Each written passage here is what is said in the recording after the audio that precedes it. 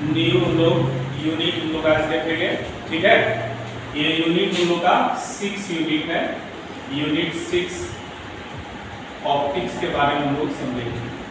ठीक है, ऑप्टिक्स के बारे में हम लोग समझेंगे। ऑप्टिक्स जो है फिजिक्स का मेन ब्रांच या बोल सकते हैं कि सबसे बड़ा, ठीक है, चैप्टर माना जाता है इसमें। ठीक है, मतलब सबसे अधिक समय लगने वाला है पूरे में। ऑप्टिक्स को दो भागों में बांटा गया है। पहला भाग जो है सो वो रे ऑप्टिक्स है और दूसरा वेव ऑप्टिक्स है। ठीक है, मार्क्स की दृष्टि से जब इसको देखें तो इसमें टोटल जो है सो 14 मार्क्स, ठीक है, ये 14 मार्क्स कैरी करता है। जो सबसे अधिक चैप्टर इसी में है और सबसे अधिक मार्क्स हम लोग इसी में ऑब्टेन करेंगे। ठीक है, तो सबसे पहला जो चैप्टर हम लोग के पास है वो चैप्टर है रिफ्लेक्शन, रिफ्लेक्शन ऑफ लाइट। ठीक है, रिफ्लेक्शन ऑफ लाइट पहला चैप्टर है। दूसरा चैप्टर हम लोग का है रिफ्रैक्शन, रिफ्रैक्शन ऑफ लाइट। ठीक है, तीसरा चैप्टर हम लोग के पास है डिस्पर्शन है, डिस्पर्शन है। ठीक है, चौथा हम लोग के पास है ऑप्टिकल इंस्ट्रूमेंट, ऑप्टिकल इंस्ट्रूमेंट। और पांचवा हम लोग का है Huygens principles, Huygens principle, Huygens principle. ठीक है, छठा हम लोग का है interference of light, interference of light.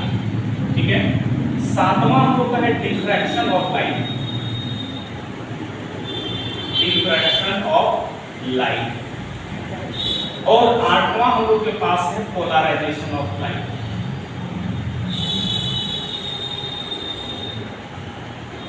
Polarization of light. ये इतना चैप्टर हम लोग पढ़ना, सोच लो ऑप्टिक्स में टोटल 8 चैप्टर पढ़ना है। ठीक है, और 8 चैप्टर में हम लोग कितना मिलेगा, 14 मार्क्स मिलेगा। ठीक है, इसमें से दो भागों में इसको बांटा गया। ये जो है 1st से 4th ये हम लोग का है रे ऑप्टिक्स, रे ऑप्टिक्स। ठीक है, और ये 4 हम लोग के पास जो है इसको हम लोग बोलते हैं वेव ऑप्टिक्स। ठीक है, वेव ऑप्टिक्स। यानी ऑप्टिक्स को दो भागों में बांट दिया है। ठीक है, रे ऑप्टिक्स और वेव ऑप्टिक्स। यानी लाइट जो है सिर्फ ड्यूअल नेचर इसमें, ठीक है, इसका ड्यूअल नेचर होता है, जो दोनों के बारे में हम लोग समझेंगे। ठीक है, रे और वेव ऑप्टिक्स के बारे में, जिसमें कुछ चैप्टर हम लोग पहले 10 में पढ़ चुके हो। ठीक है, 10 में जैसे रिफ्लेक्शन ऑफ लाइट पढ़ा है, लेकिन बहुत सारा फॉर्मूला वहां पे डिराइव नहीं किया है। शॉर्टली यहाँ पे हम लोग डिटेल से पढ़ेंगे। ठीक है, रिफ्रैक्शन ऑफ लाइट भी पढ़ चुके हो, डिफ्रैक्शन, ठीक है, डिस्पर्शन पढ़ चुके हो।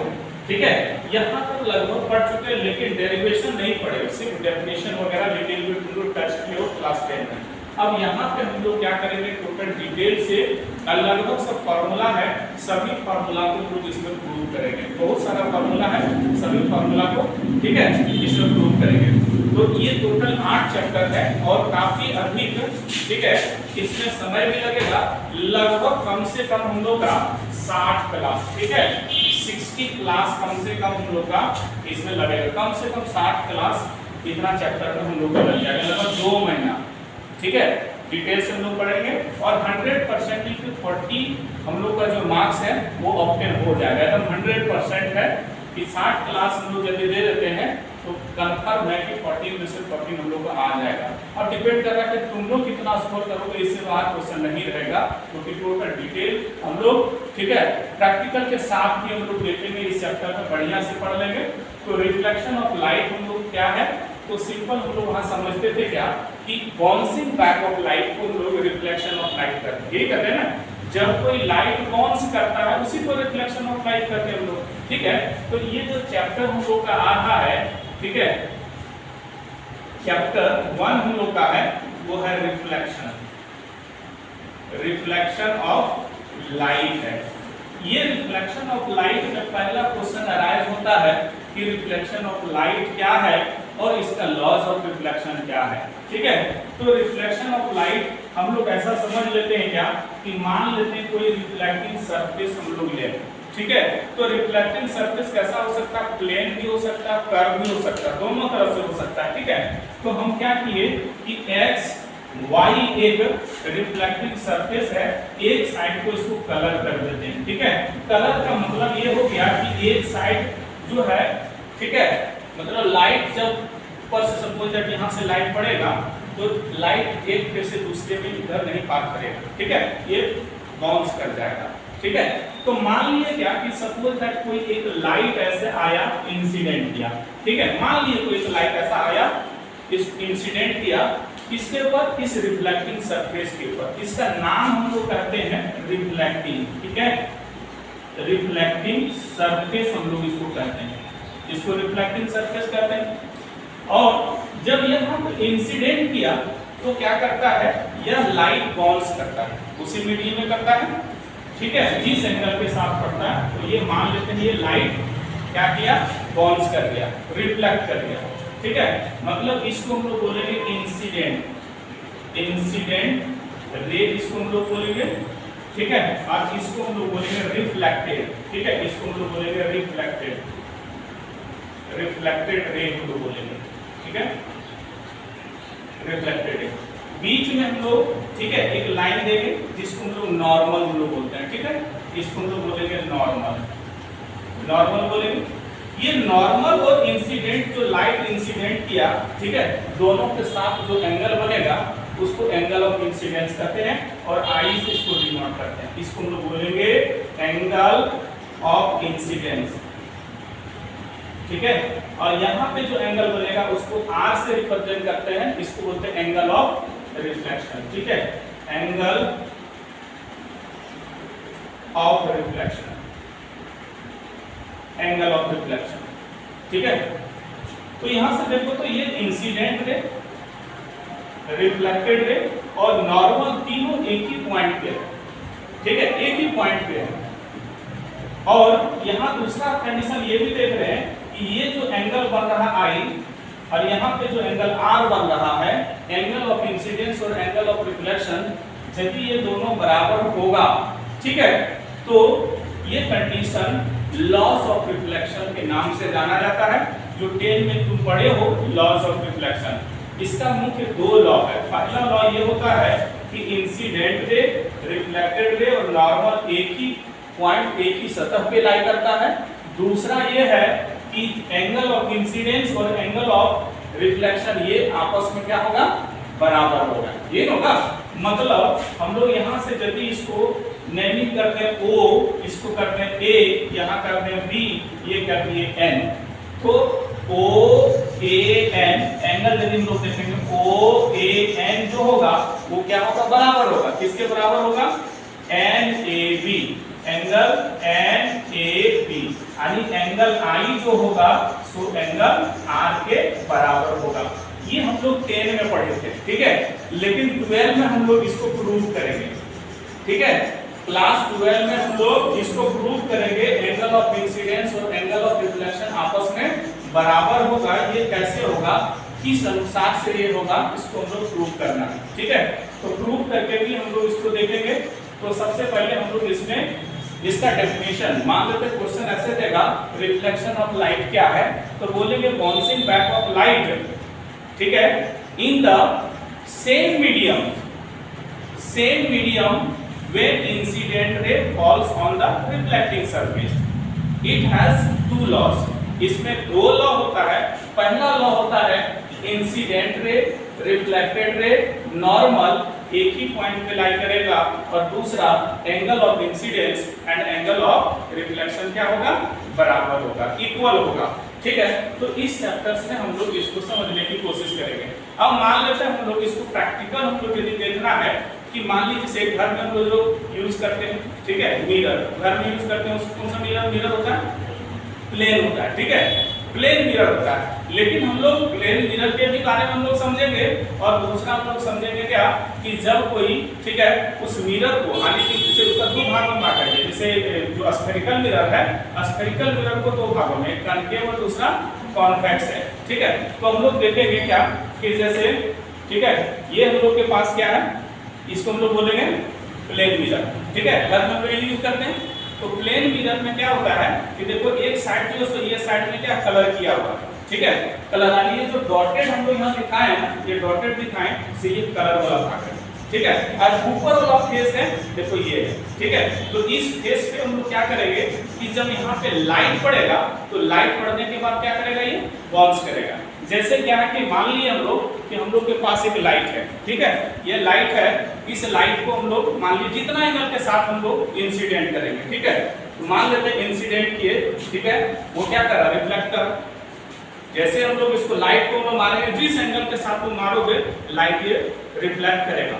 ठीक है, तो देख लो यहाँ से जो लाइट ये जो आ रहा है, इस लाइट को हम लोग इंसिडेंट करेंगे और वो जो जा रहा है देखो उधर, ठीक है, वो क्या कहलाएगा, रिफ्लेक्टेड वेव। अभी उसके बीच में जब हम लोग कोई लाइन डाल दें, ठीक है, तो वहां पे पड़ा इस दोनों के बीच में, तो यहाँ से हम लोग क्या देख सकते हैं कि दोनों के बीच में जब एक लाइन दे दें, वही दो भागों में एंगल को बांटता है, इंसिडेंट और रिफ्लेक्टेड जो है उसके बीच एंगल फॉर्म करेगा। तो इस प्लेन मिरर के माध्यम से हम लोग इसको समझ सकते हैं। ठीक है, ये प्लेन मिरर से। प्लेन मिरर में हम लोग जो नेचर देखेंगे कि जब ऑब्जेक्ट लाई करेगा, इसके ऊपर जब लाई करेगा, यहाँ पे ऑब्जेक्ट लाई करेगा, ठीक है, तो इसमें हम लोग जो इमेज ऑब्टेन करेंगे, ठीक है, यह इक्वल साइज बनेगा। जितना बड़ा ऑब्जेक्ट हम लोग रखेंगे उतने ही बड़ा इमेज होगा, लेकिन उसके विपरीत साइड में होगा। क्यों? क्योंकि यहाँ पे देखो ये, ठीक है, जब लाइट हम लोग मारेंगे, ठीक है, तो एक लाइट मान लेते बाउंस किया, ठीक है, ये लाइट बाउंस किया, तो वो मिलाएंगे हम लोग, दूसरा यदि इसी तरह से लेंगे तो वो पीछे आकर के मिलेगा। ठीक है, इसका नेचर यदि हम लोग देखेंगे तो नेचर क्या बनेगा, इसका नेचर बनेगा, ठीक है, सेम साइड बनेगा, वर्चुअल बनेगा, इरेक्ट बनेगा, ठीक है, बिहाइंड द मिरर बनेगा। इसका नेचर यदि पूछा जाए, कई बार क्वेश्चन पूछा हुआ ऑब्जेक्टिव में कि जब प्लेन मिरर के सामने कोई ऑब्जेक्ट को रखेंगे तो उसका नेचर क्या होगा, तो नेचर याद रखना, virtual, erect, same size, behind the mirror, mirror के पीछे बनेगा। ये कंडीशन हम लोग समझ गए। दूसरी बात, एक बार और क्वेश्चन ऐसा दिया था कि कोई ऑब्जेक्ट है, ठीक है, कोई ऑब्जेक्ट है, मान लेते हैं 5 फीट का है, और उस ऑब्जेक्ट को मिरर के सामने रखा गया है। उसका पूरा इमेज को देखने के लिए, ठीक है, पूरा यानी कि इस बॉडी को देखने के लिए मिरर का साइज क्या होना चाहिए। ठीक है, तो मिरर का साइज जो होता है ऑब्जेक्ट से आधा।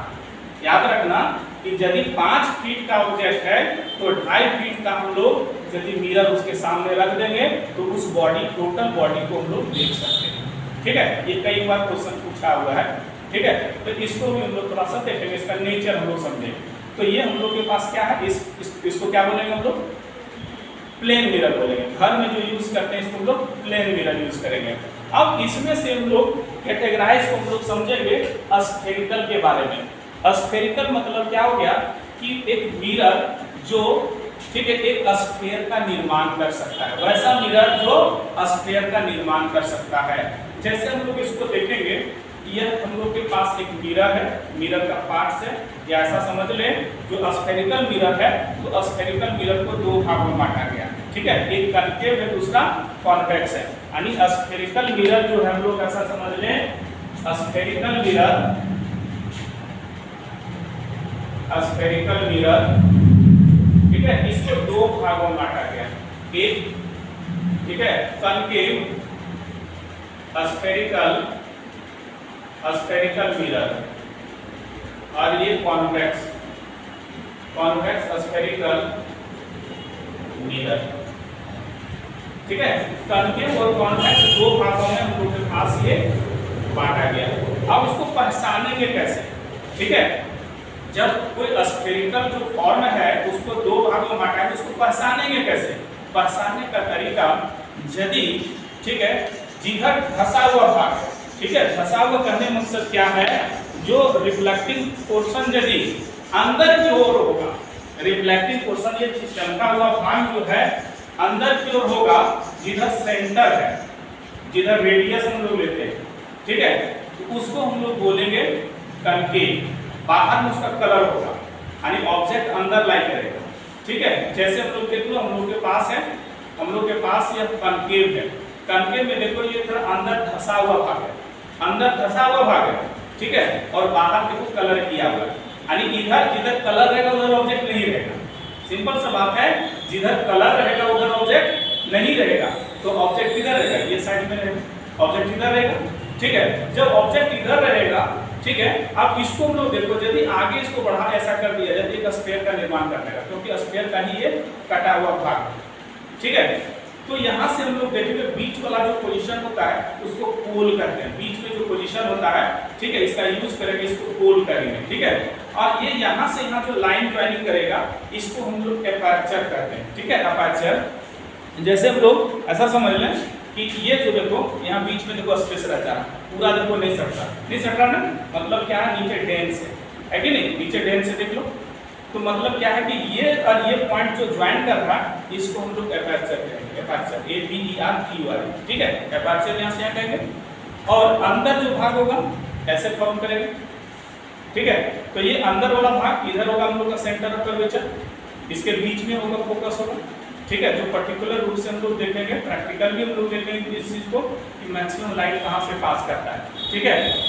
और जो डिस्टेंस होता है टोटल, ठीक है, सेंटर और पोल के बीच का जो दूरी होता है जहां से स्फेरिकल का निर्माण करता है, उसी को हम लोग क्या कहेंगे, उसको हम लोग बोलेंगे रेडियस ऑफ कर्वेचर, ठीक है, जिसको R से डिनोट करते हैं, ठीक है। तो ये पोल हो गया, बीच में होगा सो क्या होगा, फोकस, और यहाँ जो सेंटर ऑफ कर्वेचर दोनों लाइन को ज्वाइन करेगा, ठीक है, उसको हम लोग प्रिंसिपल एक्सिस बोलते हैं, ठीक है, प्रिंसिपल एक्सिस के नाम से हम लोग जानते हैं इसको, ठीक है।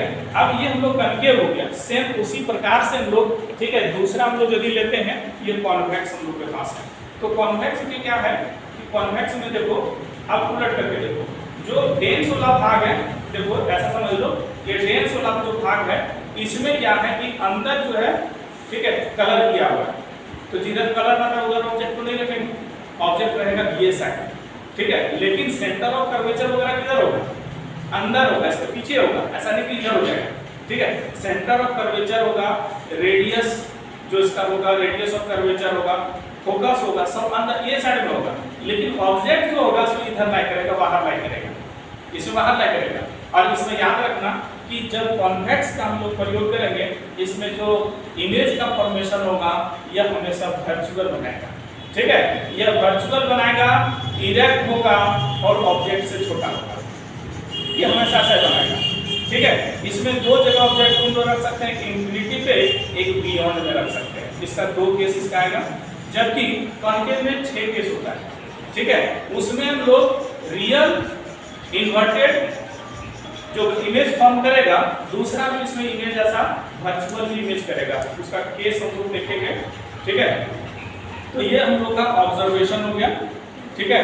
ऑब्जर्वेशन में हम लोग समझेंगे अब लाइट के माध्यम से, तो लाइट हम लोग इसमें भी वही चीज देखेंगे, जैसे हम लोग के पास क्या है कि ये इसको हम लोग बोलते हैं मिरर होल्डर करते हैं, यहीं पे हम लोग जो मिरर रखेंगे, ठीक है, मिरर को रखेंगे, इसमें हम लोग स्टे कराएंगे, ठीक है, इसके बीच में हम लोग रखेंगे, ये मिरर होल्डर के नाम से जाना जाता है।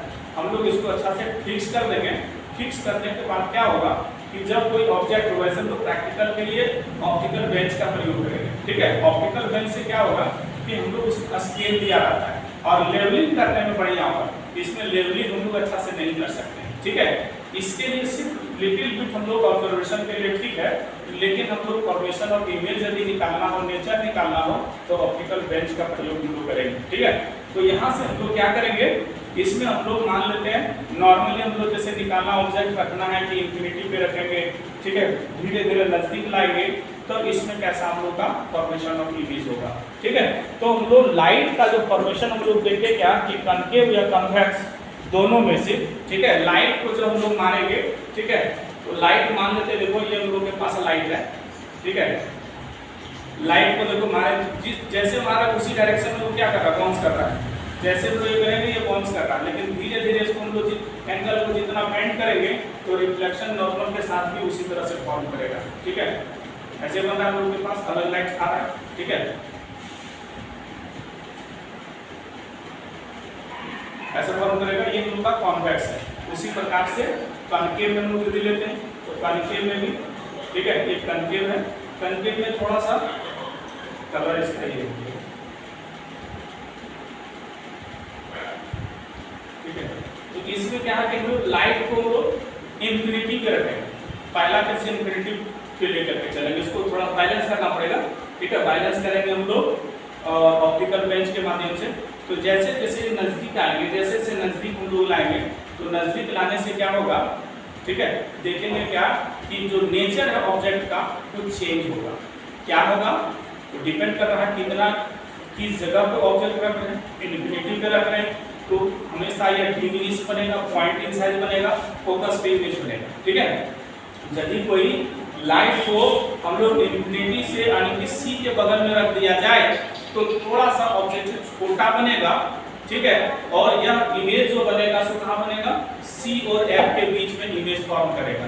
ठीक है, दूसरी बात है क्या कि हम लोग इसमें जो है जब बहुत नजदीक आ जाएंगे तो नजदीक आने से क्या होगा, नजदीक आने से होगा क्या कि यह साइज जो है इमेज का अलग हो जाएगा। ठीक है, साइज होगा इमेज का अलग होगा, वो कैसा होगा वो देखना पड़ेगा। ठीक है, ऑब्जर्वेशन के माध्यम से। ठीक है,